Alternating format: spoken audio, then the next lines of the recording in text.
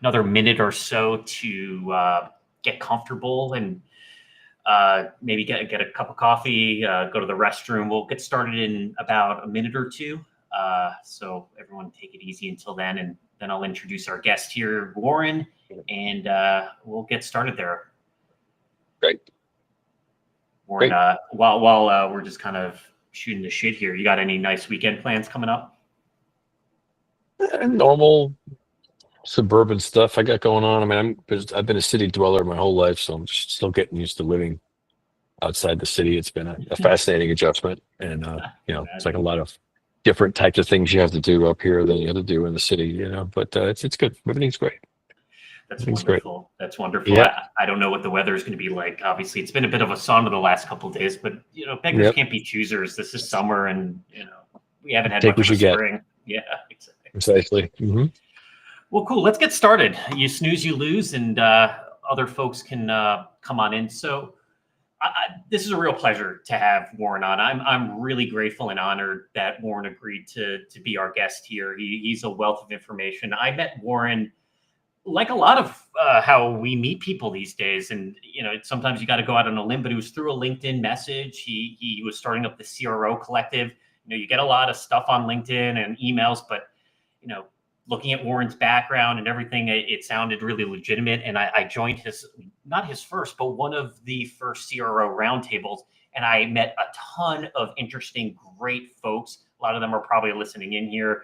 Folks that a couple of them have actually become clients of ours, others friends of mine, other work colleagues, however you want to look at it. So it's been a really cool experience. And I have to imagine that's sort of what the goal was. And we'll get into that in a little bit. I definitely want to hear a little bit about where the CRO collective came from, and then we'll go through some of the other questions. But just to give a little introduction of Warren, he founded the CRO collective and is also the host of a CRO Spotlight podcast. I recommend everyone checking him out. I'm going to put in the chat here Warren's LinkedIn, but if you put in Warren Zenna into LinkedIn and see his face, you'll find him. He spent years unpacking the real reason CROs succeed and why they don't. And he's worked across GTM stacks for decades, from being an EVP at Havis to launching revenue teams at Publis to now advising B2B CEOs and CROs through high stakes transitions. And I personally know someone who's had you on. I don't know if you would call it as an advisor, fractional and whatnot, but here we're going to dive deep into what it means to build a composable GTM system where most motions are breaking down today, and why revenue leadership needs to be as much about mitigating risk as driving growth. So those are some of the topics we'll be going through. So just to break the ice here, how'd you come up with the CRO collective? It's really caught my eye and many others, and it's been very successful. Where did this brainchild come from? So thank you. Appreciate the intro. And it's nice to be here. Thank you for the time. So it wasn't really some sort of epiphany. It was more organic. What happened was, as you mentioned, right, I was mostly selling marketing services for most of my career. I started doing that when I was really, really young.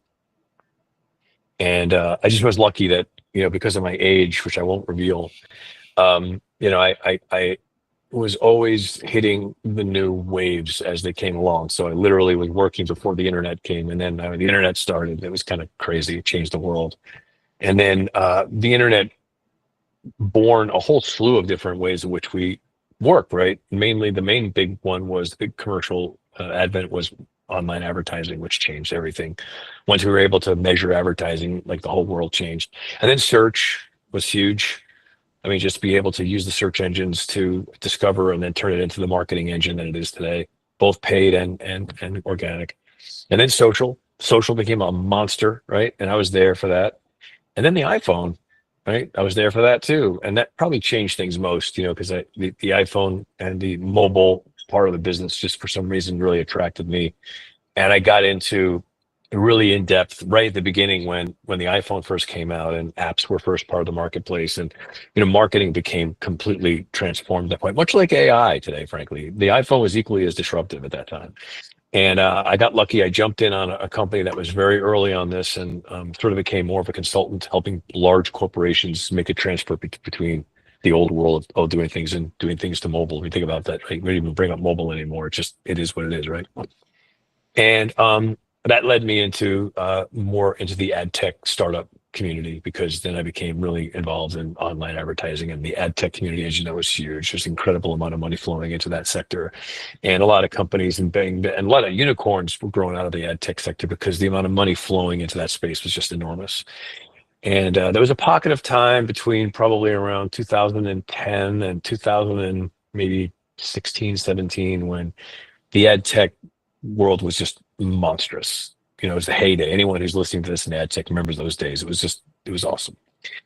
And so now I'm having all these interactions with ad tech companies. So it's all founders, right? It's all PE firms and VC companies, and all new money, right? It was a time when there was no interest rates, so you can get as much money as you wanted, and the way that companies were being evaluated were much different than they are right now. It was pretty much just, if you can get as many users, you're fine. We'll get you more money. And so it was just all acquisition. Because it was all new, a lot of newer acquisition strategies were still worked, because customers were not accustomed to being marketed in this way, and they responded to everything. And then we sort of killed ourselves. Here I am. I'm in this situation, and now I'm a buyer, because I was running a group at an agency, and I had a pretty big budget to purchase marketing technologies to enable the services I was trying to create. There's a really interesting perspective. This is where Ross work got really fascinating. Here I am now. I'm a buyer of the services that I used to sell for like 20 years. And I'm in these rooms with these startups. They come in and they pitch me, much like everyone else knows how they're doing. And I was looking at these pitches a lot differently. I wasn't looking at them a lot from whether I wanted to buy their services. I was analyzing the way that they sold today. I was looking at how the companies actually go to market. What's their discovery process like? How do they present their offerings? How do they determine their value? It was fascinating, frankly.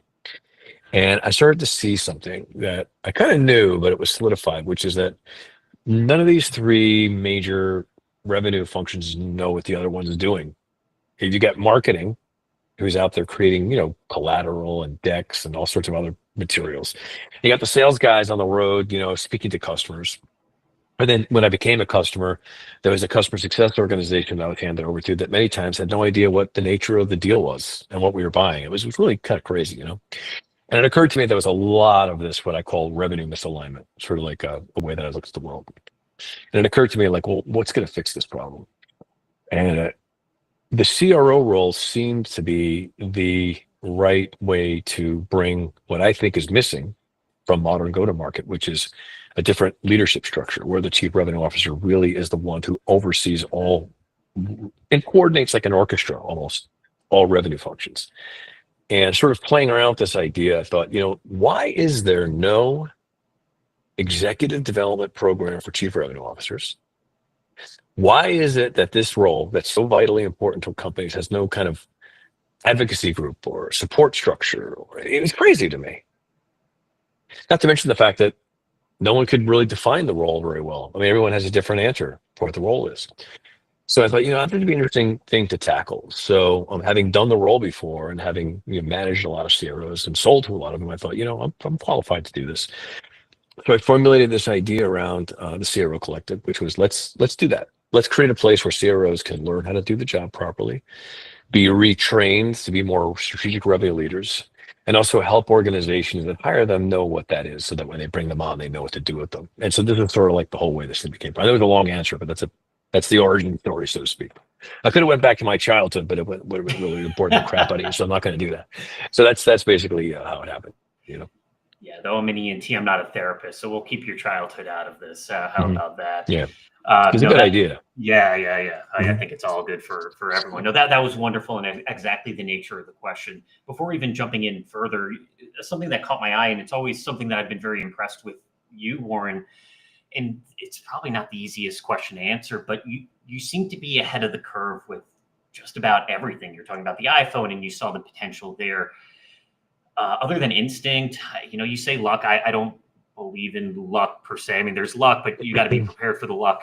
How do you see these trends? Are you just up to date? Maybe you could walk the audience through how you analyze these things. It's a good question. I don't know. I do think a lot of it is luck, and I'm being honest. I do. I do think that like if you look at history, the way things have happened, and like where your timeline is on that, like depending on where you are on it, a lot of things can change, right? I mean, you could just be a little bit off a little and you could be behind something because it just doesn't happen yet. I just happen to be, at the right time in the right place. But then, yes, I'd say the second part is, I don't know if I'm unique this way. I'm just a bit curious. That's all. Just curious. I'm also, frankly, I'll be honest with you, I'm really impatient. I don't like, it's probably not a good thing. Even though, there are a lot of things I've maintained my commitment to for long periods of time. For the most part, I like figuring things out. And then once I figure them out, I'm kind of done with them. I want to go do something else.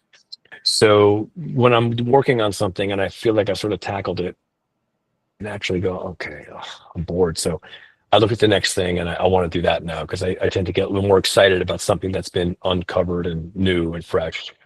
I think there's just more opportunity there. It's more interesting. And it also is about, I think the way my brain works is I sort of like, when I don't know something, I like to figure it out. And once I know something, I don't have to figure it out anymore. I feel like there's sort of like nothing left to do anymore with it. So it's just my nature. I think that's kind of what it is. But this was unique in that instead of aligning myself with organizations that are on the forefront of something and working there, I created this myself. And it was risky. I didn't know where this was going to go. But it seems to be going okay. I mean, I don't know. I mean, I think things are changing since I started doing this. I'll tell you a funny story. It just happened. So when I first came up with this whole concept, I started doing a shitload of writing. I was writing all the time. I wrote all these white papers and theses and things about this. And I formulated all these ideas. I have all this stuff I wrote back in 2019 and 20 when I was first coming up. So I look back on it now and I remember my brain was popping.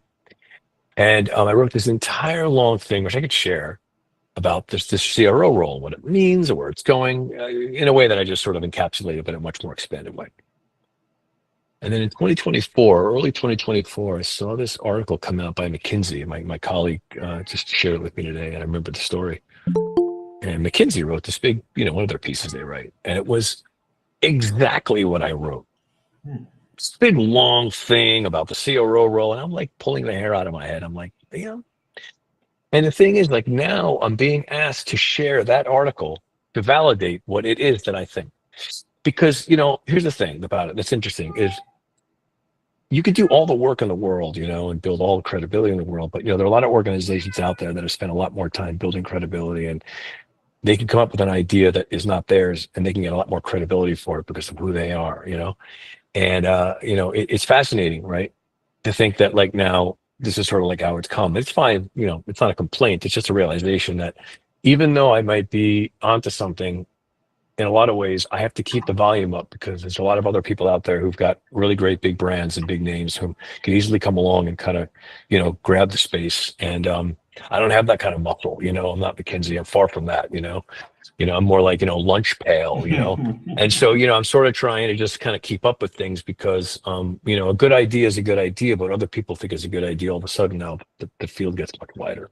And since I started doing this, a lot more people are in the same space I am. So it's been really, really interesting thing, Anyway, it's just an anecdote. I thought it'd be interesting perspective. It's a wonderful perspective, and I would love if at some point I'll prompt you to show. I would love to read the article. That Sure, I got a bunch of them. A little bit of me thinks McKinsey stole it from you, but hey, I don't know. We'll leave it. I don't know. I mean, I looked up the author, and she doesn't even work at McKinsey. Interesting. Yeah, she's like an analyst. They just hire people who are smart, and it's the whole thing is really fascinating. Anyway, so God bless them. They make a lot of money. They're good at what they do, and such as that. But I think it's just interesting, right, to say the evolution of an idea and how it kind of expands and becomes something that can easily become sort of not something you can control anymore. All I can do is just continue to do what I'm doing and hope for the best. Yeah, well, that's true, and obviously, I do understand to a certain extent the idea of luck, but also, I mean, you have the traits of a great entrepreneur. First, being very curious, and a great salesperson. Just being naturally curious, asking questions, trying to understand more, never being quite satisfied with just a single answer. We have a hand raised here, Brian. Do you want to pipe up here? Any questions? Yeah, I have a quick question. So I understand all the thing about CRO and I really appreciate you kind of getting into the gestation through your brain and how you got there, how you planted the tree and then started to, gather the fruit from it.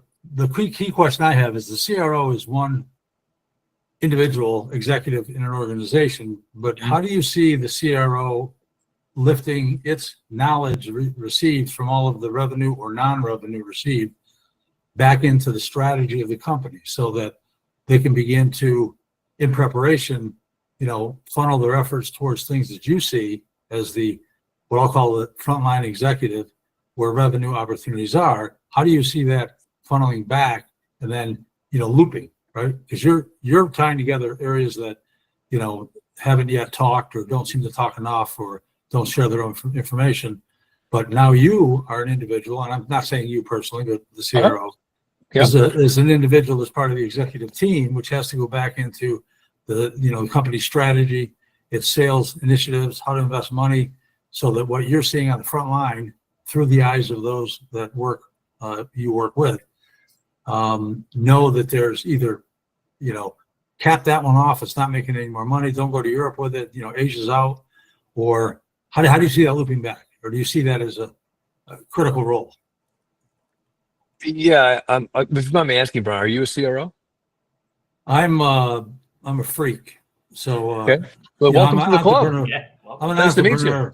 Well, yeah. I'm an entrepreneur. So I've done all the roles. Yeah, I think I understand your question, but I would say that your question sort of belies the problem, is that it's looked at still as a frontline role, and it's not a frontline role. Well, let me interject just for a second. I apologize for interrupting. But when I say the CRO is a frontline role, I'm saying that through what you assess and how you direct and how you amalgamate content from whether it's product marketing or it's sales engagements or it's customer success, as you said, which means fulfilling the promise of sales. There is something that the CRO is finding at the executively understood level, all the crap that's going on down below, and therefore what is going down below has to filter back up in a way that's digestible at the executive level to say, these products are making it, these aren't making it, but only if they had this, or don't go to this region because it's not the kind of region, don't go through this channel, big box store, whatever the hell it is, right? So you should be amalgamating all the information from down below. So that's why I call it the frontline role, meaning for the executives. Yeah, okay. I follow you. So look, it's really about, I guess, intelligence, coordination, intelligence operations, right? So when you get down to it, the CRO is a really unique animal in that they're a leader and a visionary, and they have a large understanding of the business and where the direction of the business is. They have a good understanding of the way all the components of a revenue operation work together to build those outcomes. So, it's not just about closing business, right? It's really also goes all the way back to kind of identifying the customer, who the customer is, who the right customer is, why is it the right customer, how do you identify the characteristics of the right customer, how do you reach that customer, how do you convince that customer to put you on the radar that they want to talk to you, how do you get them to the point that when you speak to them they're open to a conversation so that the sales organization can turn that into a sale, and then how do you make sure that that customer is the right customer that will probably retain and expand. And the only way I know that is through a data, right? So I need to have enough sales in my system to have a look back window to know what's working and what's not. That's why the CRO role is a stage dependent role. You have to have a CRO hired at a point where there's enough backward looking data for the CRO to be able to have operational complexity to evaluate. I don't think a CRO should be hired from day one. I think it's a stupid idea. I think a CRO is really like a later stage, like 25, 30, 40 million in revenues when you've got 50, 60 customers or more than that now I can say, okay, so something's working. We got nice money coming in here. It seems to be repeating, but it's probably a lot we're leaving on the table. We don't really know if these are the best customers for us. They're customers, but they might be the wrong ones. We don't know how much money we're wasting on inefficiencies or, data integrations, or are we actually, is the process that we have proper? Are we looking at the right things?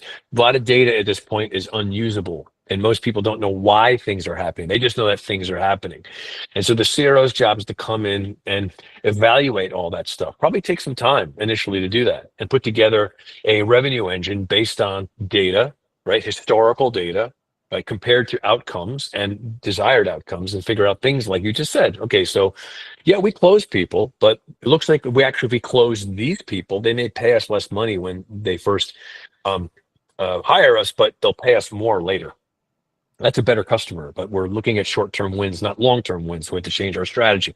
Another could be, the handoff between sales and customer success is broken because we hand them over, and many times we see a breaking point there. We didn't know what it was, but I could see now it's because sales is not still involved in the post-sale opportunities as much as they should be to make sure that there's success. So 1,000 things we can look at.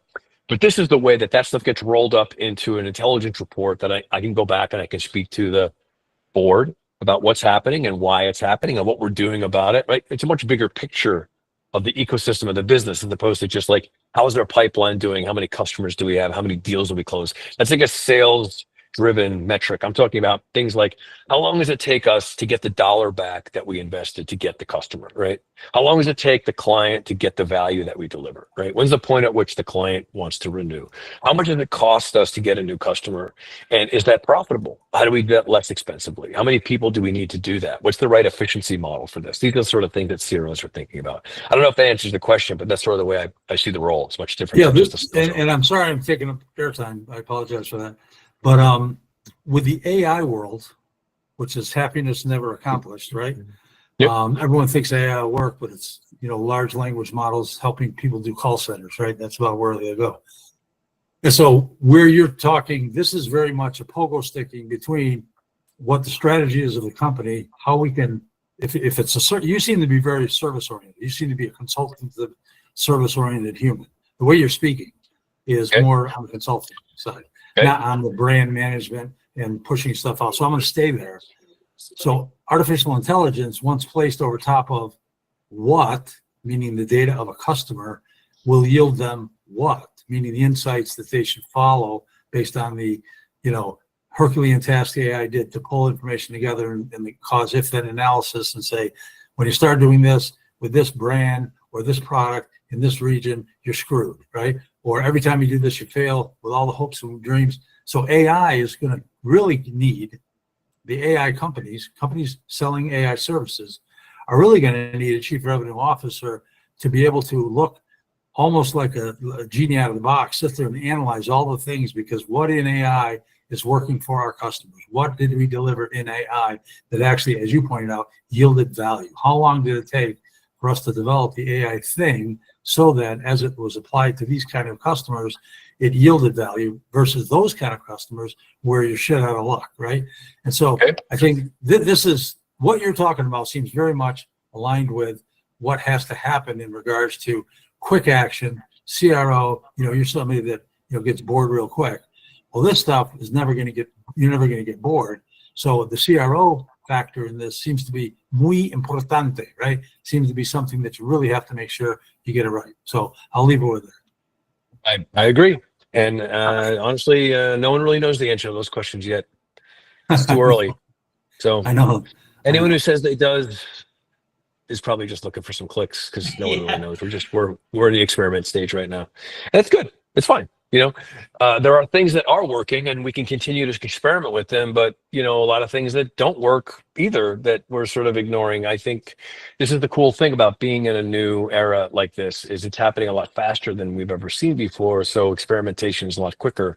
And there are people who are at the cutting edge of these things right now who are brilliant, but even they're still figuring it out, particularly because as the programs and, the platforms that are being built change every 3 months or so, all of a sudden something I was going to do two months ago seems sort of already old, out of date. So there's no question about the fact that this is majorly disruptive. I'm just not going to profess to be some AI expert and know what the answer is. No, I was just saying the CRO role that you talk about seems to be something that it'll continue to be very important. There's no doubt. I don't think CROs are going to be replaced by AI. In fact, I think they're going to be more important. Wasn't saying that. I get it, Brian. And they're going to be more important. They're going to be more important because you're still going to need human beings who have strategic thinking and coordination, and there's still human beings that work at these companies that need to be motivated and need to be put in the right places and communicated to and persuaded. I mean, we're not going to become a world of machines. It's not going to happen.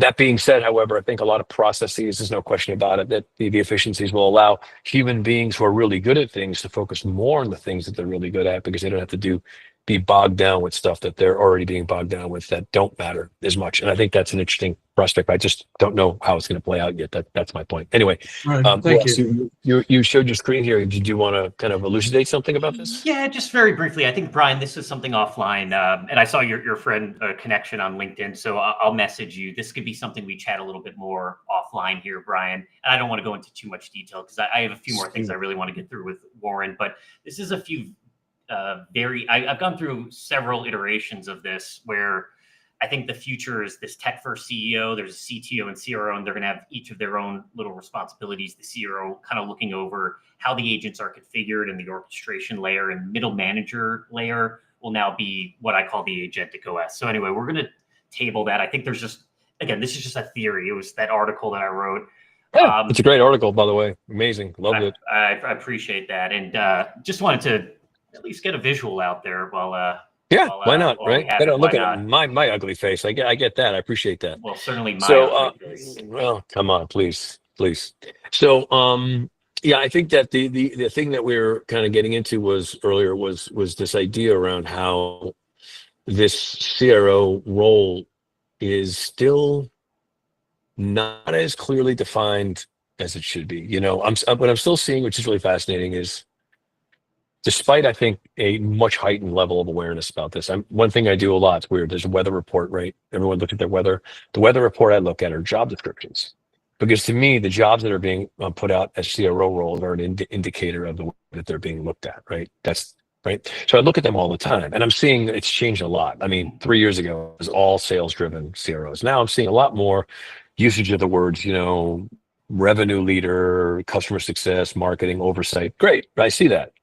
Here's the thing, though. I think that still lives as a wish and not a reality. I think that when I see these roles being written that way, even the people that accept those offers end up many times making sales still the more like prioritization for them than anything else. And I think I know why. I think there's two things. One is there's muscle memory in the executive and financial institutions where sales growth is still the most important thing. And if I bring in a CRO, when things start to go south as an executive, you could sell your way out of any problem, right? If I get more customers, everyone will be happy with me. And so that becomes an incentive to kind of keep things going, even though it might not be the most prudent thing for the longer term. And the second thing too, is I think that the way that organizations construct and architect their leadership teams is still broken. They still have CMOs and CROs and CXOs and CTOs and CFOs. When you have a lot of C-suite executives underneath the CEO, what you have is you have all factions that you're creating that have their own various cultures, subcultures, and metrics for success, and they're not integrated. And when you don't have integration, you're having a misalignment. So I don't care how good your go-to-market strategy is, or how great your tech stack is, or how amazing your processes are. If you've got a bunch of people running different departments and they all have executive control, it probably won't stick. Which is really what I'm trying to solve here, is really more the human part of it, which is human beings have incentives and they have their own objectives and their own concerns and their own fears and their own desire to want to succeed and compete and maintain their value. And those things are natural. As long as you build an organization that doesn't account for those things, you're going to end up with people who are going to continue to do it. So you have to restructure the way the organization is to allow alignment to occur. Alignment is where a lot of the efficiencies take place and a lot of the consistencies across the data take place, where right now it's difficult to do. That's sort of the way the whole philosophy behind this whole thing is. Makes sense, Warren. Yeah, and really nice to encapsulate that. So picking up that thread a little bit, just sort of looking at blind spots from CROs, what blind spots do you see most commonly when a CRO first walks in? And what would you say they can do to address that before day one or before they start the job in getting into that blind spot? Yeah, this is probably the most important thing that is, if anyone's listening to this is the most important thing, what you just asked. Because how you set yourself up to succeed in the role is going to determine your success in the role. Because let's say you come into the job and you're really well suited to be a chief revenue officer. You've got all the right skills, you know what to do, you've got the right plan. You're still at the mercy of the organization that hired you and what they're willing to let you do, and the authority they're willing to give you, the autonomy they're willing to give you, the resources they're willing to give you, and the runway they're willing to give you. If you don't get those four things adequately, you're going to be stuck doing the job that they want you to do. And so a big part of the work that we're doing with our clients is giving them the tools to know how to evaluate and navigate that essential part of the onboarding process. Which is the first thing is the interview process. Is if you see a job out there for a chief revenue officer and you're looking at the job description, it looks good to you, like it has all the right numbers and right like words in it. You need to kind of go in with that, and look at them and say, okay, so I looked at this thing. How much of this is true? How much of this is not true? Let's go through this together and show me exactly how you plan on supporting me to do all the things that it is that you're saying, right? And it's a little more complex than that. It's a lot of questions you need to ask. But the short answer to your question is you have to do the work up front before you get the job, because you're right. You're going to be confronted with a lot of things that you weren't prepared for, or that you have to deal with, things that you inherited from the last person that had the job or the people that are there right now. And it's now going to be your problem. And you've got to know that, number one, you and the organization understand and have the same definition of the role of the chief revenue officer. It has to be the same exact definition. It has to be the same, because if I say lobster roll, you may be thinking of a Connecticut lobster roll, and I might be thinking of a, New Hampshire lobster roll, but they're both lobster rolls, but you put it both down on the table, they're not the same, And I think that's really important, is that you have to get right down to brass tacks, is actually the actual ingredients of the roll, so that you know exactly you're talking about the same thing. That's one. Number two is, okay, so then if you know what that is, you have to be in agreement upon what the role is what the outcomes that role is going to be producing. What are the ways in which I'm going to be measured, right? And not just like, well, grow our company. That's not enough of an answer. That's a very vague answer, in fact. There's a lot of ways you can grow the company. I can make the company more profitable by reducing, expenses and getting rid of people and making it more efficient, or I can get more customers and, trying to, there's like 1,000 ways I can do that. What does that mean, right? Is it all the above? And then also, what is the reporting structure of the organization? Who am I working with? Do I have a CMO? Is there a CSO? And if so, what's your plan for how we work together? Talk to me about that. Tell me how you're going to do that, right? These are the things you want to find out, because this is the way in which you're going to start to understand what they really want. And many times, in my experience, they don't really know. And it's also the opportunity, if I may, for you to educate them on what they should be doing and how they should be thinking about the role. You as the expert, you as the CRO, you're going to tell them what the right way to do this is and why you're the right person to make sure that happens. So these are really important parts of this whole thing. And I think the biggest mistake I see my clients make is they don't do that. They take the job that they're given, and then they wonder later why they didn't ask a lot of questions. But maybe it was because they just didn't know the questions to ask. And that's why I'm around, because I can tell you what questions to ask. So you sort of have a process and a methodology to know how to navigate this precarious and risky role so that you can succeed in it. That's basically the whole point. It's very well said. I could just speak from personal experience. I kind of just jumped right in, didn't ask any questions because I was working with a friend. I trusted the team. I trusted the system. But certainly for any other role, your advice is sound. Knowing what you're getting into beforehand. Yeah, trust but verify, right? Trust but verify. Yeah, that's totally. Yeah. You got that right. Well, now I got the job. I'm the CRO. And their KPIs are all over the place. They're a mess. KPIs from another company I was at, basically they just looked good on graphs, but I don't know how much real value they had. So you're now 30 to 90 days into your role as CRO, Warren. Which KPIs are you going to actually look at as the leading indicators? What would you advise? Yeah, well, so that first 30 to 90 days is not a small thing. I mean, that's where some of that initial work is going to be done to determine that. Because, when I get hired, the company's going to tell me what their KPIs are, and they might be right. I mean, they are right. I mean, they're somewhat declarative and not necessarily arbitrary, but they are declarative. I can say as the PE firm or the CEO that I declare that these are the most important KPIs and these are what I want you to hit because I'm in charge and that's my goal. Okay, fine. I mean, there should be a little bit more engineering behind that. Like, well, how did you derive those KPIs and what's leading those, which is not a small thing. I mean, if someone says to me, well, for example, here's an interesting scenario. One KPI might be something like, we want this company to be acquired in 3 years. Right? It's an interesting much KPI. different. It is, but it's not a small thing. I mean, that's the biggest, that's the North Star here, right? The other one could be, we want to be the number one in our category in the next 10 years. Those are not the same businesses. They're going to be run differently. They're going to be managed differently. So I want to know, first of all, like what the bigger picture is, because the KPIs need to roll up to those bigger picture. So everything has to match, right? In other words, the short-term wins have to ladder up to the larger win. And if I see that there's something out of sync, then I want to know why. Like, why is it that all your short-term KPIs are really short-term, very short-term, and you have these long-term goals? And if you have really like short-term goals, why is it that you're reaching out so far, right? And these are sort of things. But what I think the key things are is, remember, the CRO is being measured differently than a head of sales. Head of sales is understandably be looking at things like, pipeline health, pipeline growth, right? Deal size, deal closes, time to close, right? All that kind of stuff. Value of the close, value of the deal, all the ways that normal VPs of sales are being measured. A CRO is going to be thinking about things like profitability, right? Value creation for the company, right? A lot of things like CAC, right? All the things like net revenue, retention, right? These are different sort of metrics that sales leaders aren't really thinking about, because that's what the board cares about. So your job is to be more a reporter on the larger business goals for the company.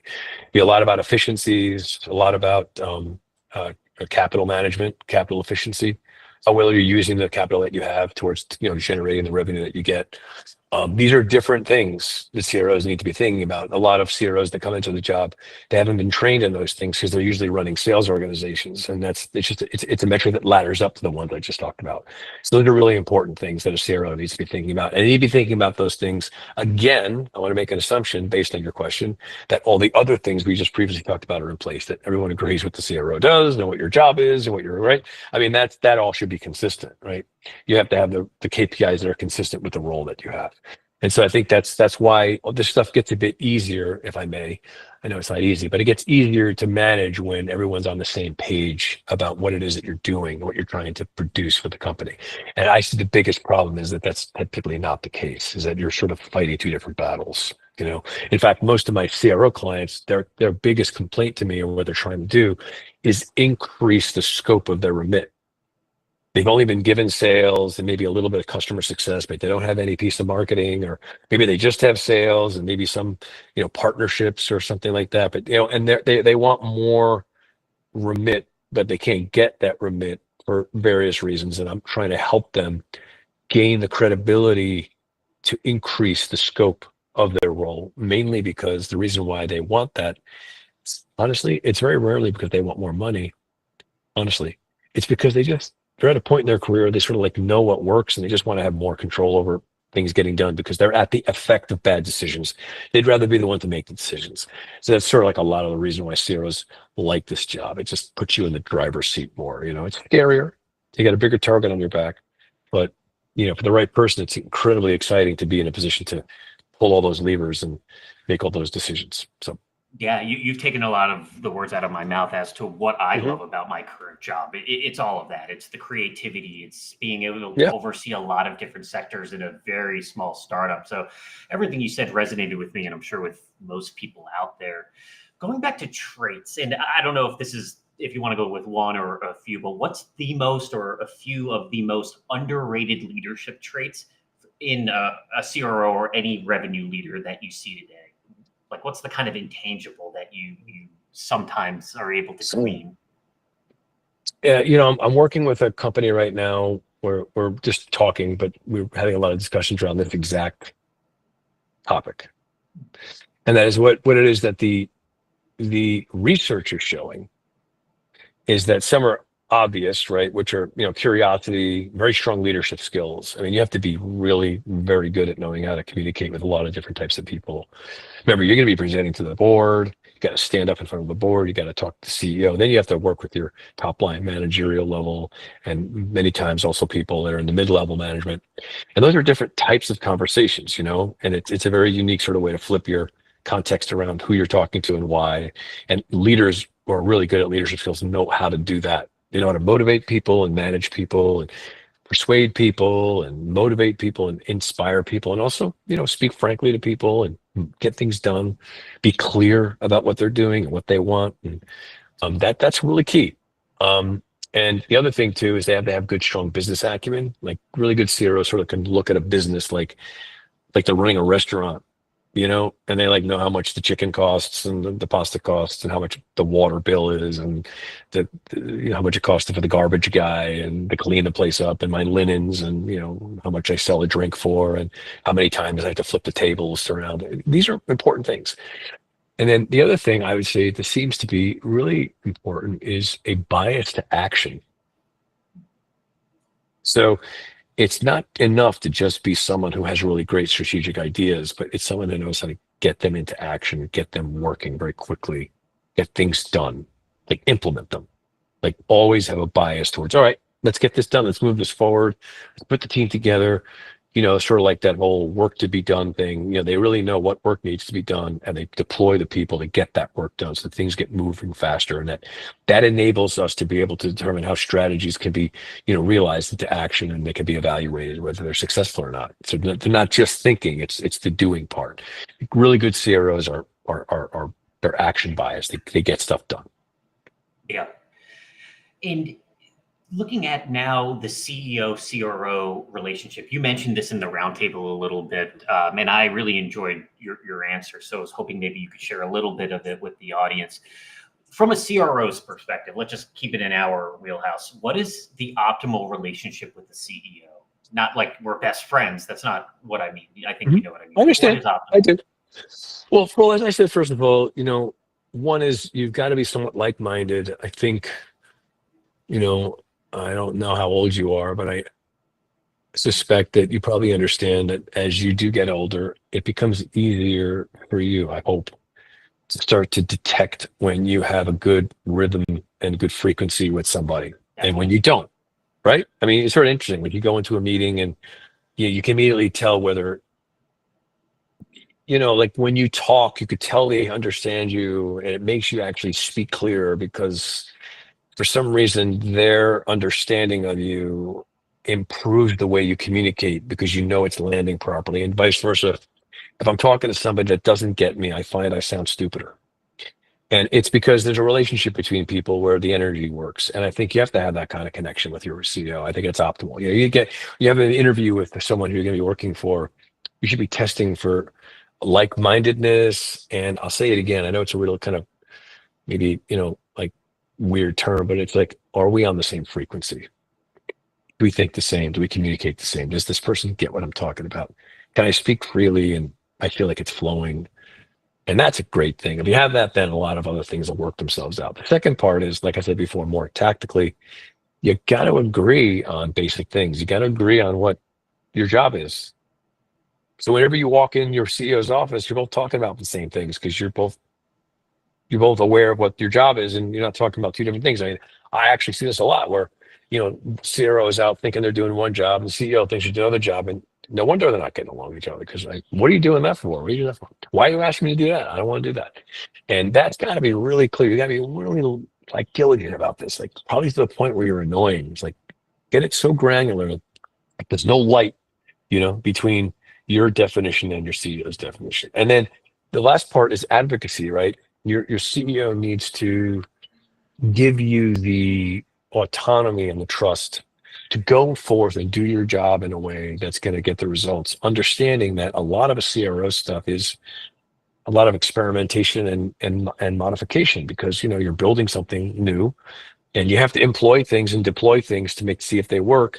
And if I don't have the ability to do it, then I'm never going to do anything different. I'm going to have to keep doing the same thing. So it needs to be sort of a understanding of risk and an allowance for risk to take place, or else you're going to be stagnated. And I want to know too that if I go deploy something and my team doesn't agree with it because maybe they don't see the bigger picture, and they happen to, maybe get a meeting with the CEO and they complain about it, I want my CEO to say, I know what Warren's doing and just trust him. He's doing the right thing. And, because I need to know that my boss has my back and vice versa, right? Because that's going to give me the confidence to go out and do my job, what it's like, I've had many jobs where I've had bosses whom they imbued a really strong, great sense. I was starting out as an executive 10 years ago or so, maybe 15 years ago. I remember I was kind of nervous.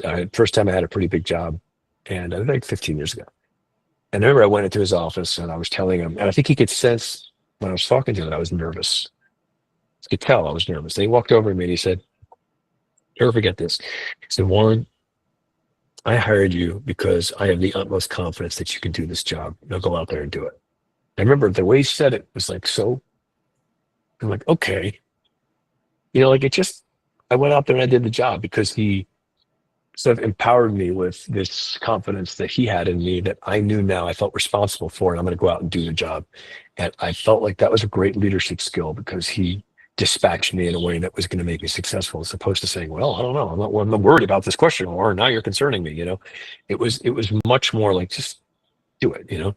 And I think you need to be working with somebody whom you're in it together, and you're figuring things out. And unfortunately, it doesn't happen a lot. It's hard to find that. But if I'm a CRO of a company with the responsibilities that this job has, you sort of need a relationship like that, because it's hard enough without it. It's even hard enough with it. So I think those are the kind of things I want to have with my CRO CEO. Yeah, that's great. And just kind of, I know our CEO Devin's listening in. I'm fortunate to have that type of relationship with. Generally speaking, he's like, go do the job, and we're obviously always in communication. So it is really nice. But obviously that trust comes from the fact that we've worked together a fair amount, and we know how we work. Yeah, look, there's some experimentation, and I would say at the same time too, you also want to have a relationship with your CEO where they can be really, really blunt and honest with you too. I want them to sit me down and go, look, I'm not sure what you did. I want to find out more about this and explain it to me, and doing it in a way where they're legitimately and rationally curious, and they're concerned, and they tell me. I want the truth to be told to me all the time. I don't like to be. I always told my people, I'm like, your people should never be surprised at anything you tell them. You shouldn't call them into the office and have something to say to them that they never disrespected before. They should know it already. You should be completely transparent about things. And I think if you can do that, then you'll always have the kind of relationship where at least you're building trust with people, because they always know where you stand with each other, and that's an important thing too. It's wonderful, Brian. I'm going to get to you in just a moment. Just one more question, and then we'll open it up for just Q&A from the crowd. So I'll get right with you, Brian. I'm sure you have a wonderful question. So looking forward to hearing it. I'm kind of between two questions here, and I think this is the one that makes me the most curious, because I think we all deal with this.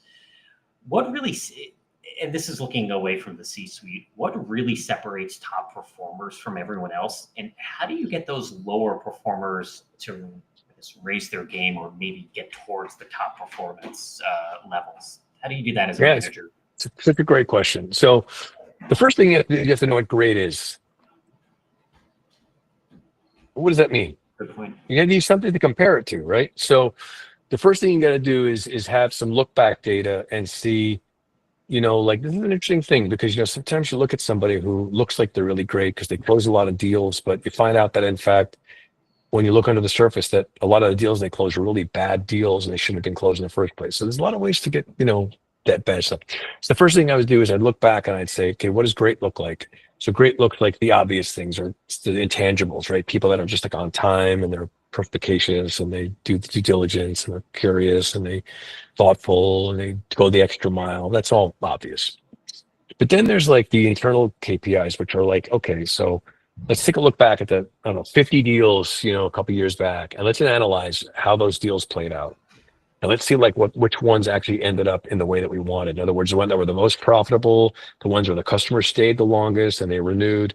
Let's find out what's consistent about those deals and who closed those deals. And then we'll construct the right kind of like DNA about what great is. And then once we know that, then we can go to the people who are below that. And we can say, okay, now that we know what great is, what is it that those people need to do differently to do those things to get those same results? Are they skills based? Are they knowledge based? Or are they motivationally based? What are the things that we need to do? And then once you figure that out, then you can go put a plan together. If you don't know that stuff, it's just sometimes you're shooting in the dark, you know? So you got to walk to people and say, look, here's the kind of deals you should be closing because they're this size, they're this success, they close this fast, they renew. Your customers are more like this. Why is that? What's going on, right? And then you can sort of together figure out that it just might be a couple little tweaks they need to make in your tennis game. Maybe your wrist is wrong or your foot's in the wrong place. Or it could be that your whole game is off, like you're not thinking about the game properly. And then the second part is like some people just can't be coached and trained very well. Some people are just not coachable and trainable, you know? And you have to hire for trainability and hire for coachability because those people can improve.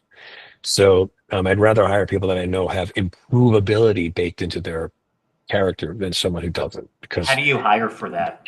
Sorry to interrupt, but that's pretty tough in an interview process. How do you do that?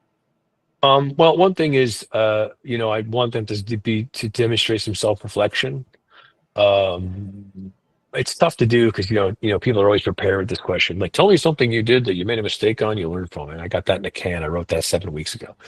What I could do is, and this is a tough one, but I've done it before. If I'm hiring somebody who is at a high level, I will give them coaching on the way they're interviewing. How do people generally respond? Defensive, or I guess I don't particularly care how they respond. I'm actually interested in how they respond. Yeah. The point is that's exactly the point. Someone who gets kind of nervous and defensive is probably not very coachable. Someone's like, "Wow, that's really helpful. That's great. Okay, good." Right. So for me, I'm going to give it to them because if I give it to them, then I'm going to know right there how they receive it. That's usually what I do. Makes sense. Anything else you wanted on that topic? I kind of cut you off in the middle, but No. I think training and development is key. I'd say too, if I'd be honest with you, I think just generally speaking, one of the top skills you could have as a CRO is identifying talent. Because ultimately, I can tell you this from my experience, the people that work for you are the most important thing. There's nothing more important. And I've been lucky in my career. I've had some amazing people that have worked for me that I'll never forget them. Because when you have really great people, you can get a lot of good stuff done. I mean, one good person is like 10x on a company.